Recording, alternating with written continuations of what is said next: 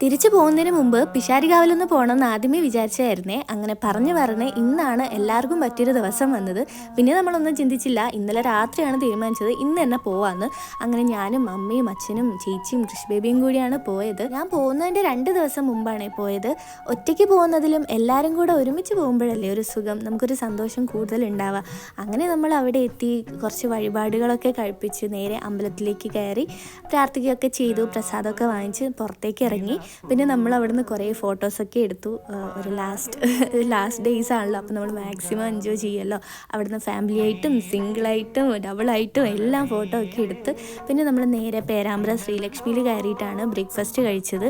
ഇവിടെ വന്നിട്ട് എനിക്ക് ഇതുവരെ ഇവിടുന്ന് മസാല ദോശ കഴിക്കാനുള്ളൊരു അവസരം കിട്ടിയിട്ടില്ല. ഒരിക്കൽ വന്ന് ഞാൻ മടങ്ങിപ്പോയതാണ് തിരക്കായത് കാരണം. അങ്ങനെ ഇന്ന് എന്തായാലും മസാല ദോശ കഴിച്ചു. പേരാമ്പ്രയിൽ നിന്ന് കുറച്ച് സാധനങ്ങളൊക്കെ വാങ്ങിച്ച് നേരെ വീട്ടിലോട്ടാണ് വിട്ടത്. പോകുന്ന വഴി ഒരു ഇളനീർ ജ്യൂസും കൂടെ കുഴിച്ചിട്ടുണ്ടായിരുന്നേ.